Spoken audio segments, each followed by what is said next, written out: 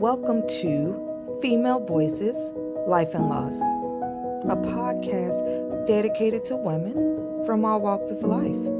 Whether you're navigating through loss, seeking growth, or simply looking for a place to feel understood, you've come to the right space. Each week, we provide compassionate guidance, share diverse stories, and offer practical advice to help you heal, grow, and thrive. No matter where you are on your journey, we're here to walk with you. Let's grow together. Hello, welcome to the podcast. I am super excited. Yes, we are. It is now for rebrand and co-hosting. We're excited.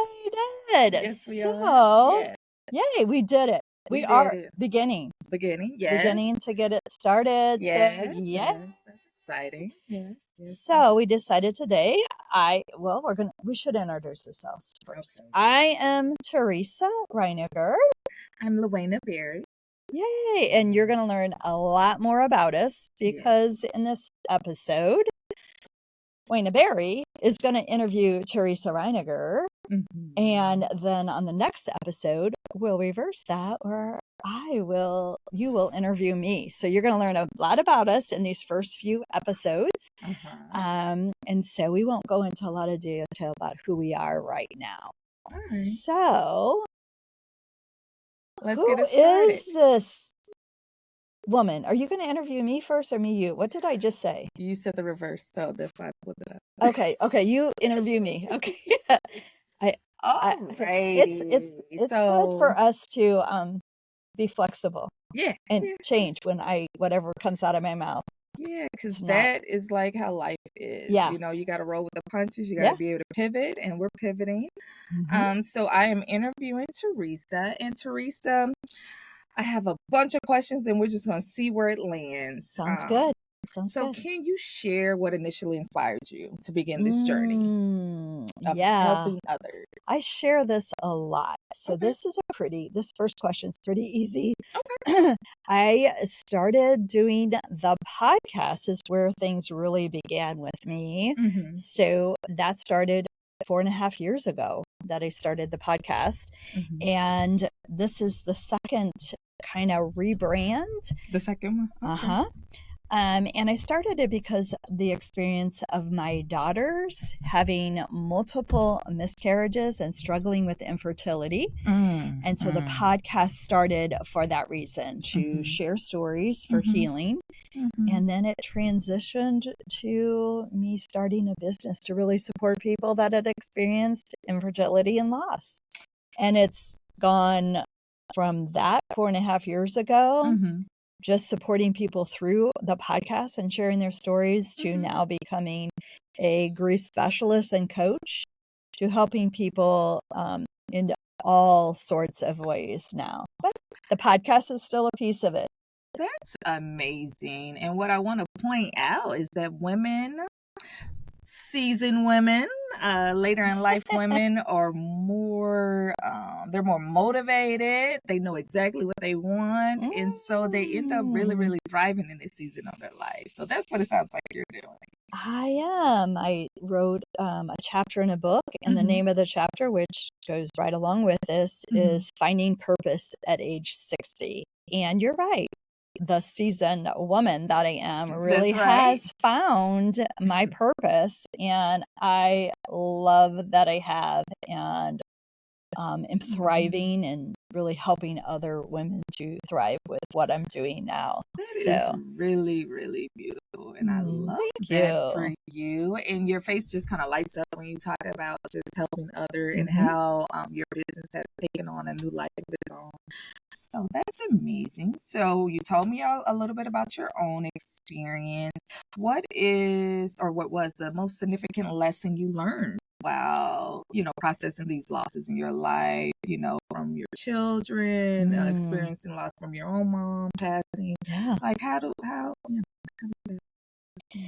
Yeah, I would say what I learned is that really, and with all of my training also with that, is that everyone's loss is very unique to them. And even with my most recent loss with my mom, like just navigating my 12 siblings loss and my loss, we're all unique. We all had different relationships with our mom. And so our grief was very unique. So I would say that was the most significant lesson that I learned, is really to understand and be very conscious that everyone, even though they may have experienced similar situations, like I'll say loss of mom, is still very different and very unique. And it's interesting, when I started the grief business, my grief coaching business, I thought, because I didn't know, that this would be a cookie cutter kind of system I would put in place, because everything would be the same. I would, work with somebody on this and then this and then this and this. But it wasn't like that at all. I very quickly learned that everyone's grief is unique, and every person that I coach with, the process with them is very unique to them. So it's like, oh my goodness, now I have to reevaluate and figure out. And just like I said at the beginning, got to be flexible and able to pivot with everyone that I work with and that I talk to. So that's been a huge lesson to learn. Yeah, I had to learn that similar lesson with my own husband as we experienced our own griefs, and it looked completely different, and it's really like eye-opening. So I can totally relate to that. Can you describe a moment, over in these last 4 years that you've been starting your business, where you felt some personal growth, that outweighed like that grief of your mom? So mom passing, watching your daughters, different infertility and things like that, and you're like, what's my moment? What did I learn from this? How did I grow? Yeah, I feel like I've had a lot of personal growth for sure through this. Some experiencing with them, but a lot with the training that I did. So a huge amount of personal growth. I'm trying to think to pinpoint one specific personal growth. I don't know. I think part of it is, one of the biggest things I think I learned that is that, I grew up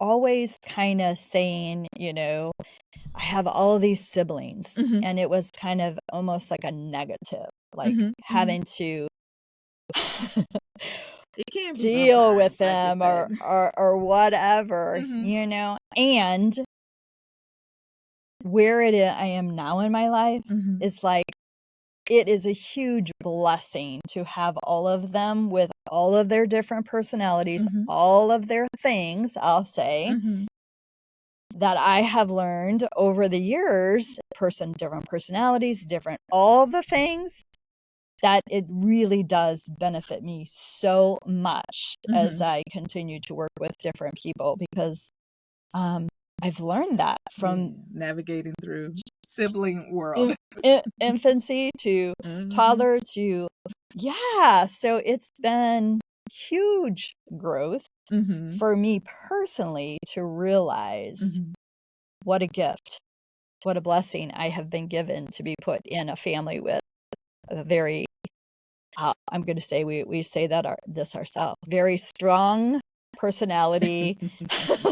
Don't we all? Siblings. Yeah. So there's been some huge growth through. I'm sure there's a lot of opportunity through that, and I'm still growing, still growing. But what I do like is the fact that, parents are deceased, and, we never really think about that growing up, that there's going to be a day where we're going to have to live without our parents. And thankfully, you have the 12 siblings to kind of lean on and support, and vice versa. Sometimes I'm thankful, sometimes I'm not. I think it's human. I think that's our humanness. Yes. Yeah. And so let's see. Okay. All right. Tell me a little bit about that training that you received, because you mentioned it several times that it was just very, very helpful. You felt really good with this training and being able to support other people. Yeah, I've gone through multiple different training certifications. When I started, I just Googled, because I knew at that time I did not want to go back to school to become therapist, counselor. I just knew that was years, and I'm like, no, I want to help people now. So I knew that was not the path. So Googled, found coaching, did some online courses, and the first being specific to grief, and just learned a lot there. And then I did a very extensive program with neurolinguistics programming. And that was eye-opening to learn so much about myself and how we process things, and how we create, I'm going to say, patterns in our life that we don't even realize that we're doing things. So, so true. Neurolinguistics, that piece, like I said, was very extensive to learn a lot about me and to learn about how other people process things as well. And the most recent training is called, that I just went through just about a month or so ago, is a grief recovery method. And I'm super excited about that and implementing that the first of 2025. And it will be a great program and a huge eye-opener with that, because it talks about 40 different types of loss. And most people don't think about loss in that many ways. We think about the loss of a person. We think about the two top things that people think about is the loss of a person and then divorce. But there's so many other things. There's loss of a pet. There's loss of a job. There's loss of safety. There's loss of trust. There's just loss of, when we move, there's loss in so many ways. And when there's loss, there's grief. Yep. That's so true. So lots of training. Yeah, I love how you are just describing all the different varieties of loss. I could probably add about 20 more to that list. Yeah, there's 40. I didn't want to bore you with all of them. Because there's just, with minorities, with systems, culture, and so many different ways we can go with that.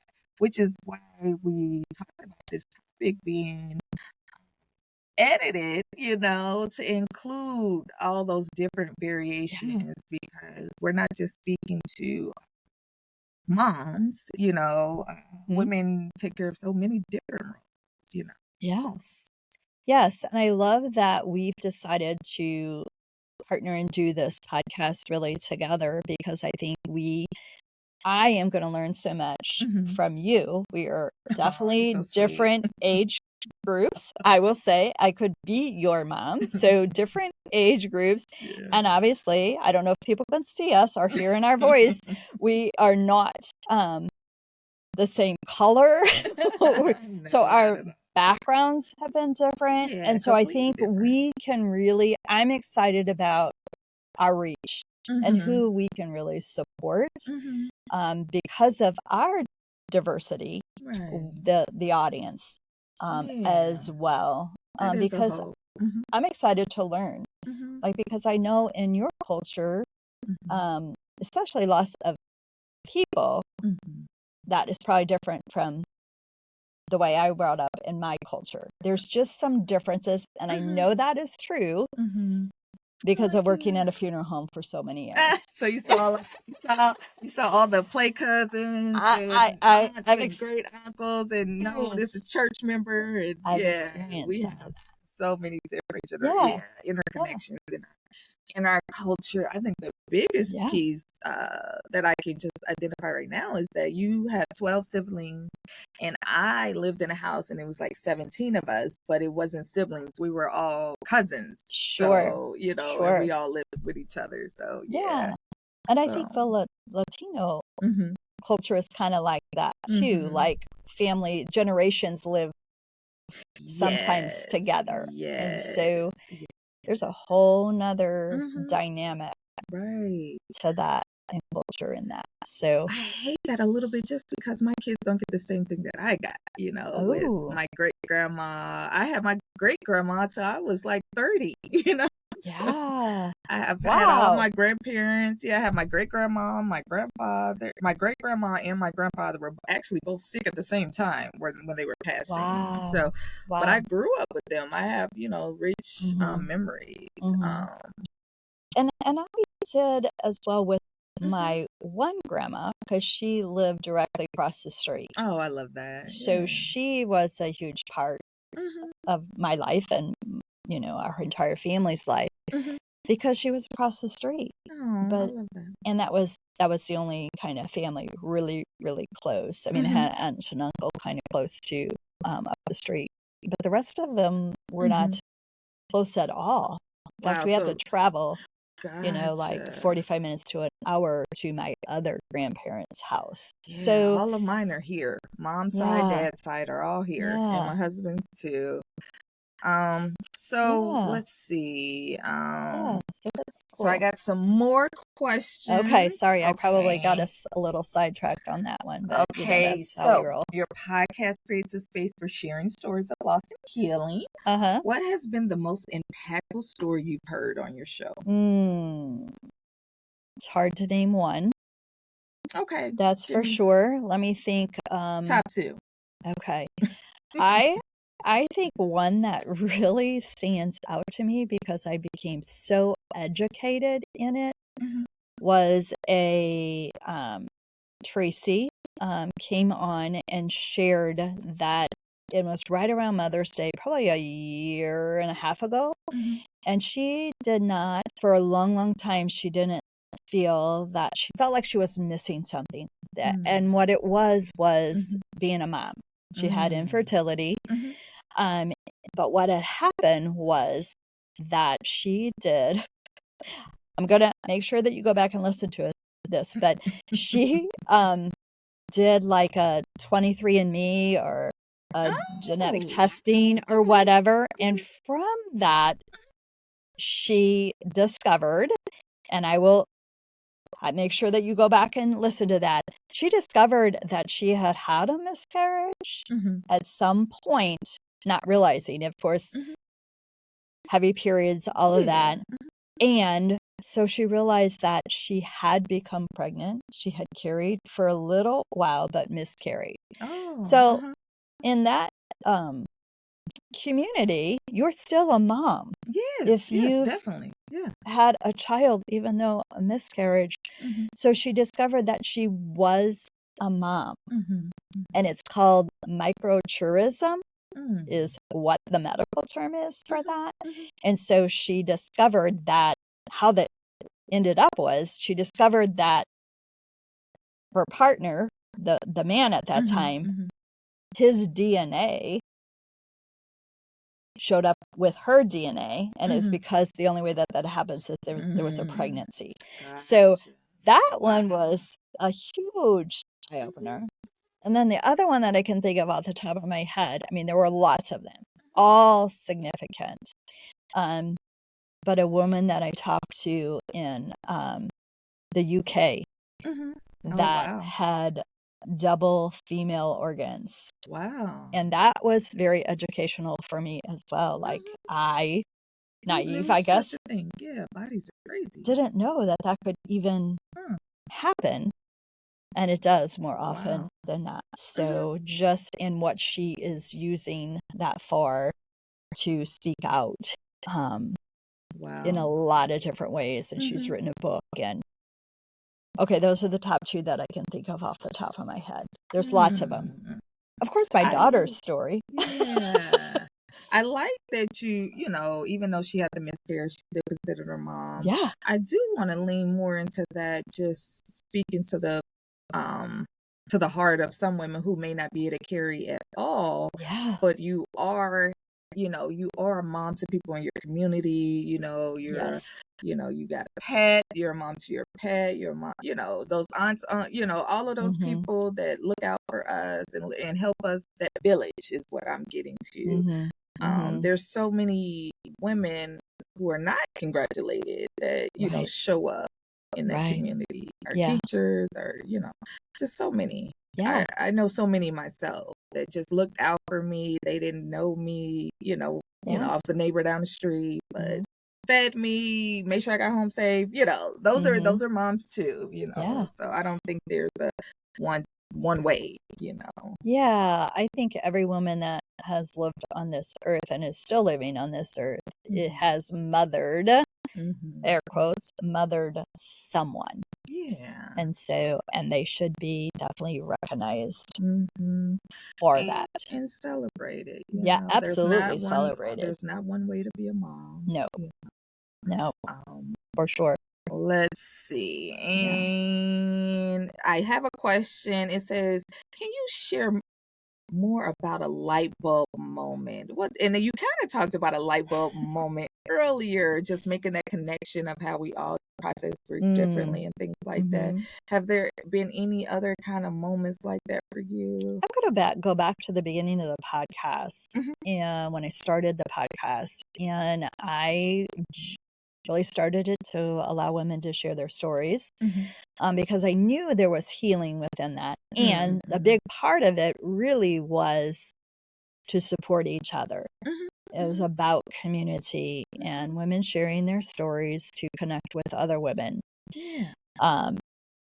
And the light bulb moment was probably about 3 months into recording the podcast. And the light bulb moment was, wow, there's a lot of grief in this community where these women are struggling to become pregnant or losing children. And people always say, well, a miscarriage, how can you grieve a child that you never met? So Like, crazy, how can you though. grieve all of that? You didn't even meet them. And for me and for probably many other, that is a huge light bulb. Like, yes, there is grief there. And so the light bulb was, there was a lot of grief within that community.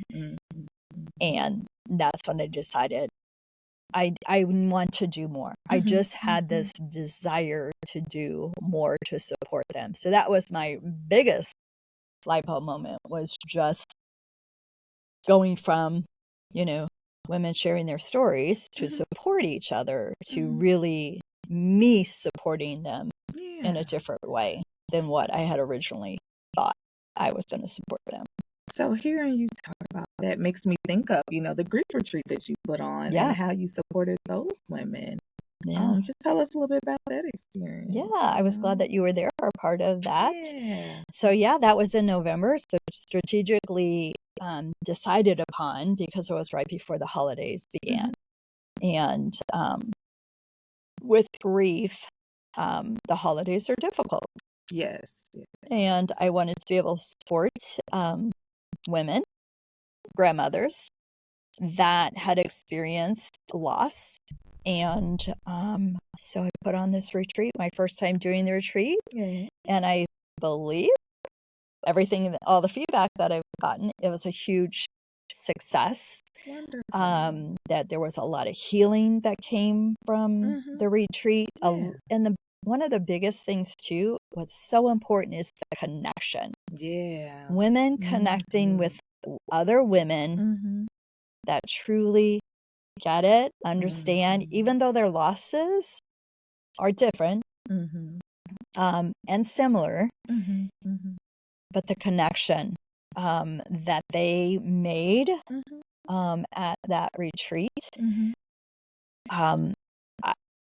I just posted, somebody said, what kind of feeling do you have with like clients and stuff when they have aha moments or their success? And I put on there, I felt like a proud mom after that retreat. I just felt so proud. I'm going to get emotional that I put together a retreat that was so impactful for these women. So it was beautiful, though. I mean, you can really tell the care and the time that you did put into that. It showed.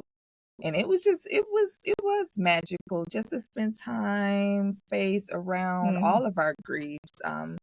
because we all had lost a child, and I think just like you said, that fellowship is the biggest part. Huge. Yeah, for me. And then taking those walks with the ladies, enjoying the atmosphere, everything was just very serene and beautiful. So yeah. It was really, really nice. And the next one very proud. is booked. The next one's booked already? Yeah, it's like off the top of my head, it's like November 14th, 15th, 16th, something like that. So I'll just put it out there right now. More to come. Yeah, for sure. Got plenty of time to put that out there. Yeah. If you could offer one piece of advice to someone listening today who feels stuck in their grief, what would that be? There'd be two things. Okay. Find someone to support you. Find someone that's going to listen to you where you can truly grieve. When we're not talking to someone, we're holding it in, which is what our culture teaches us to do. White knuckle it, yeah. To really find those people, and I'm going to say, someone like Wayna and I, that you can talk to that is not within your family. It's super important to find that person and other people that aren't going to, I don't know, I don't want to say judge, that's not the right word, that don't give you advice, but allow you to grieve how you need to grieve. And so there was kind of two things. Find that one person that is can really listen and really find that community. Yeah, those are huge. I think are the main things, which those things allow you to really grieve. It's really hard to, I mean, you can grieve on your own, but it's so much more beneficial. We are really supposed to grieve within community and not by ourselves. You move through it. You never get over it, of course, but it becomes more tolerable when you have that community and you don't feel quite as isolated. Absolutely. And alone. It's a huge healing to be able to share what you're feeling and to know that you're not alone in what you're feeling, like you're not crazy. That's a biggest thing. I think a lot of times people want to just be reassured that they're not crazy. That's so true. Like, you understand me, you get me, you feel me, right? Yeah. Okay. Let's see. Yeah. What is a message?